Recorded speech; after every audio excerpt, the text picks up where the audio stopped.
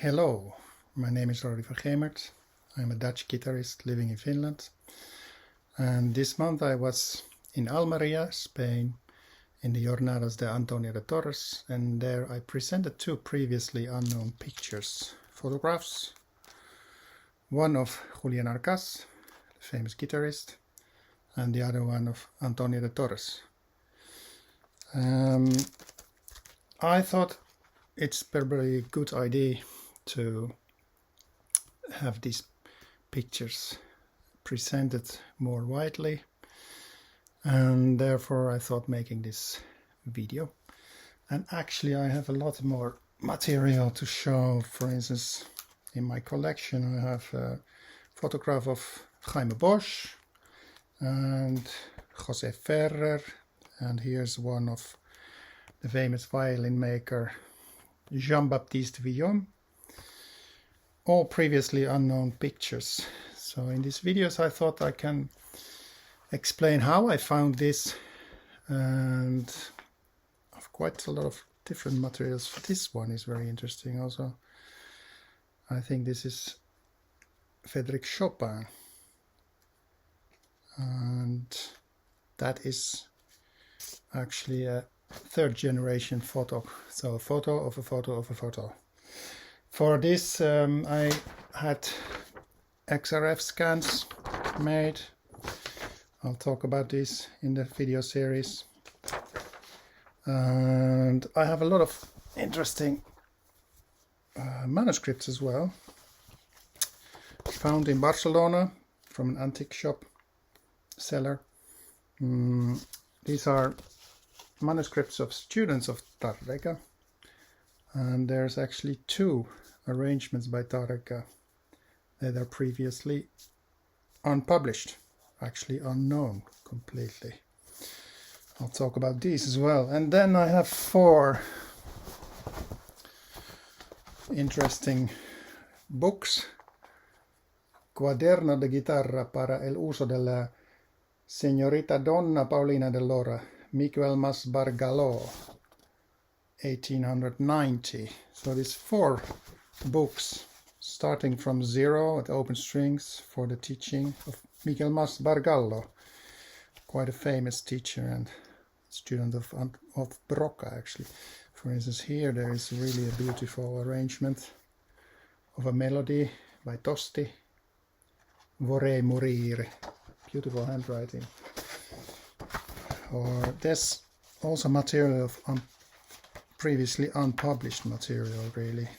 A minuet by José Broca, his teacher, that's published really, but there's small differences. So there's so much material that I will make of every item a separate video. To start with today, I'm gonna make a video about this picture of Julian Arcas. We only have, to my knowledge, 5 pictures, portraits by him. So let's start with that.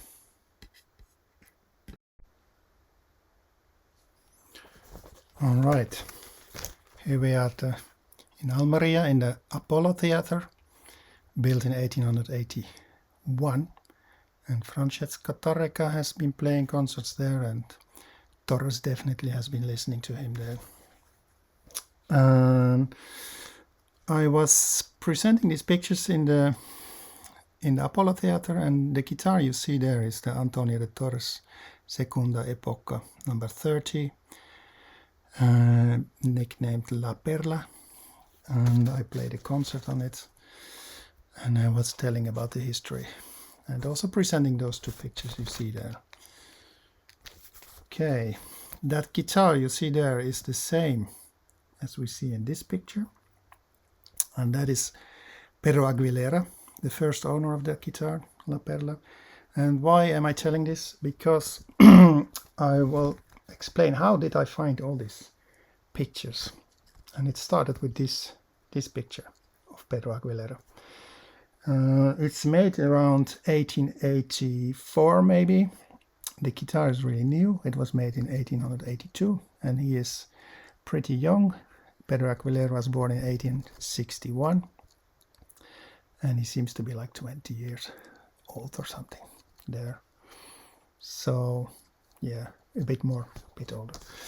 And what I wanted to know, in what studio was this picture taken, because it doesn't say. Usually, very often it says the studio where pictures were taken. So what I did, I was taking a search on the internet with studios in Almeria, photograph studios, and trying to find pictures made in the same studio. And then I came across this one. And as you can see, it has the same chair, kind of funny chair. And the background, which is painted, is the same. And the little boy is sitting on the same chair as Pedro Aguilera. And there it says, Fotografía de A. Morales, Almería. That is Agustín Morales. But the thing is that his studio started only in 1890. And that picture of Pedro Aguilera is from the 80s. So after a bit of research, I found that actually Agustín Morales was the son or maybe the younger brother of José Ramón Morales. And he started his studio in Almeria already in 1876. So that fits pretty well. So now I know that this picture was taken in the studio of José Ramón Morales in Almeria. And then I found out actually that's pretty easy to find pictures, and there are a lot of pictures. Well, here's another photograph of Antonio de Torres. According to Romanillos, it was taken in the same studio of José Ramón Morales, probably in around 1885. So I was telling that I found out that there is lots of antique photographs. As you can see here, more than 600,000. This is on the page Todo Colección with Spanish pictures. But if you go to eBay and search for antique pictures or carte de visite, you'll have much more results. So, but actually I was getting interested in this and I wanted to see more, just find out, can we find other pictures which are interested. So that is how I came across all this material I have. Apparently I have a good memory for faces, because these pictures are mostly sold without the seller knowing who is being depicted. It says just a person.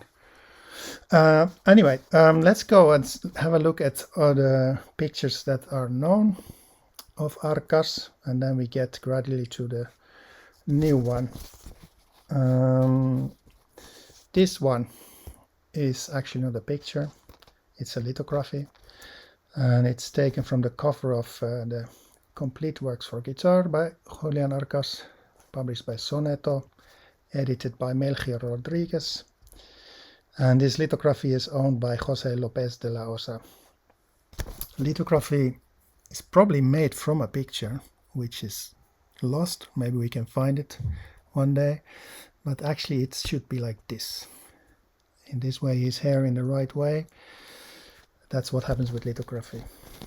Okay, second portrait is this one of Julian Arcas. It appeared in Romanillo's book about Torres, and also in Eusebio Rioja's book about Julian Arcas.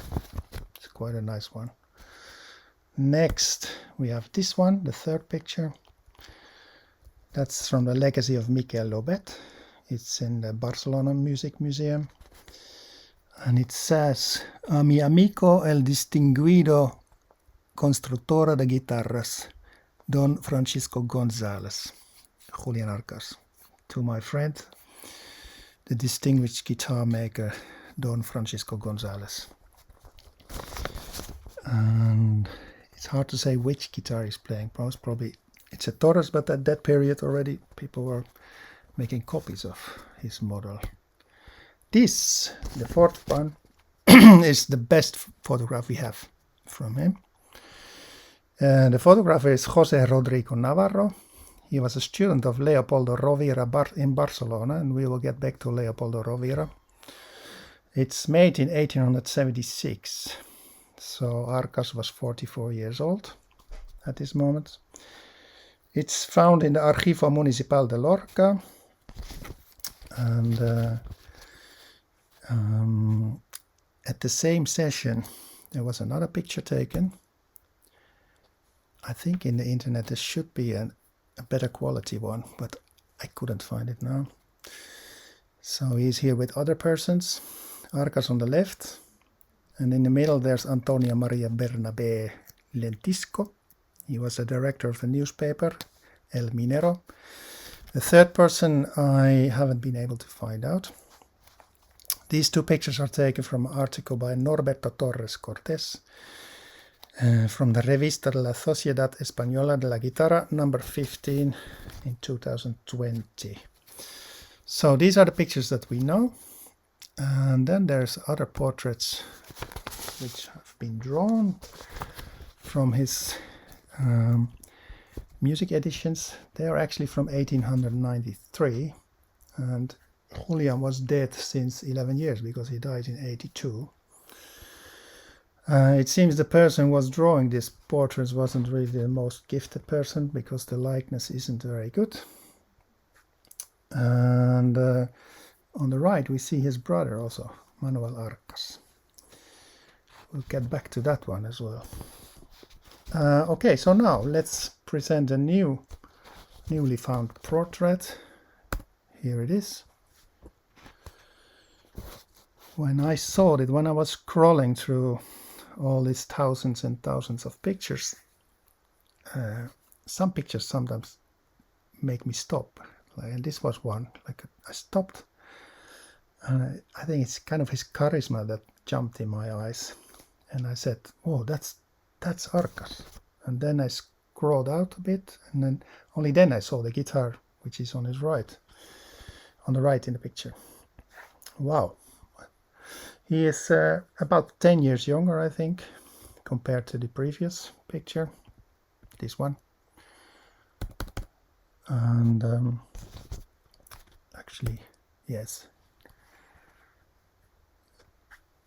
The picture was taken in the studio of Leopoldo Rovira, and that was the teacher of the other picture I just told by. He was the teacher of José Rodrigo Navarro. It was taken in the studio in Barcelona, in La Rambla, number 33, really in the center. And around the corner there is the Palace Güell, which Gaudí made in 1886. But at the time of this picture, when it was taken, of course, that palace wasn't existing yet. I've been looking for other pictures by from the same studio. I found two. Well, I found a lot, but two which have written dates on the back. One is in 1864, and then he apparently changed his cards because it's a little bit higher. This Rovira, it's higher, and that was from 1866. So that places this picture of Arcas around 1864, 65 maybe. So he would have been about 33 years old. He was living in Barcelona. He was just returned from his England tour from 63. So it kind of fits neatly. Now let's have a look at actually the guitar, which looks like a Torres guitar, and he was playing Torres guitars, of course, but also other makers' guitars, I'm sure. But the machine heads, or the tuning machines, look interesting. And we can recognize this brand of Seidel or Jerome tuning heads, tuning machines. And on the right, you see Salvador Ibanez guitar, which is owned by Uwe Florath from the Guitar Salon in Helsinki. And there are the Seidel tuners there, which are the kind of the same. In the 96s, these tuning machines were widely used already. I know of only one Torres guitar which nowadays has these machine heads, which is the First Epoch number 10A, ex Liobet, which of course also was in Barcelona. And nowadays it's owned by Ekachai Yerakul from Thailand. So maybe it's that guitar we're looking at here, but hard to say. Okay, let's return to the drawing from the music publication. Now we can compare, and it seems obvious that the person making this edition 13 years after Arcas had died already, he was working from a picture, and most probably it's the picture I have now in my collection. Not a very good likeness anyway. And then we get to Manuel Arcas. So far I thought this is the only picture we know of him, and since we know that the drawing is not too much alike with the real person, I started investigating a bit, and I came across Domingo Prat's famous dictionary of the guitarists. He talks about Manuel Arcas, and he mentions a portrait in the magazine La Escuela de la Torachka. That was a weekly magazine, and this is number it's number 586 from 5 April 1890. That's a few months after Manuel Arcas died, and there we have this nice portrait made by Ramon Miró Folguera. It says, Manuel Arcas fui un hábil concertista que a la guitarra a la mano no había cap orquestra que la ribes a iguala. That's Catalan, I don't really speak that. Anyway, it means Manuel Arcas was a skillful concert player. With his guitar in his hands, no orchestra could reach the same heights or rival him or compare to him. It's nice. These are caps de brot, which means something like prominent figures, or crème de la crème. And every week there was one person highlighted, and there have been Chapí, Breton, Arrieta, Sarasate, also painters and writers, Apel and Mestres, and Tárrega, I think 3 years earlier. There's one by the same person, Miro. So it's quite, the likeness is pretty good. So I guess the one on the right gives quite a good idea of what Manuel Arcas, the younger brother of Julian, actually looked like. And the fact that they made this in the magazine says quite a lot about his skill as a musician. Okay, out of curiosity, I have one more portrait. This one. I found it on the website earlyromanticguitar.com, made by Len Verret. And it shows a mandolin player, and it says Arcas. I don't know where, I couldn't find where. I have to ask Len where he found this, but obviously he has no likeness either to Julian or Manuel, so I guess it's the older brother of Julian Arcas, and that's Estanislao Antonia Arcas, born in 1823. He was active in Andalusia, Granada, Almeria. He had concerts with guitar and probably also with mandolin. So actually Julian Arcas had 5 sisters and 3 brothers, and at least Julian, Manuel and Estanislao were musicians. So in the end, here are all the known portraits of Julian Arcas, and it looks a little bit like pieces from a puzzle, and that's actually what I like about all these photographs and manuscripts and other material. They kind of give a picture of of that period of time. What was it like? Each little photograph is like a little piece of the puzzle, and the more pieces you have, the clearer picture you get, of course. All right, so that's it. I'm going to put a high definition raw format in the links down there in the text if you're interested in downloading it. You can use it for anything but non-commercial purposes, then just ask me. Next video I'm gonna make about Antonio de Torres. It will take a few days, so see you later. Ciao.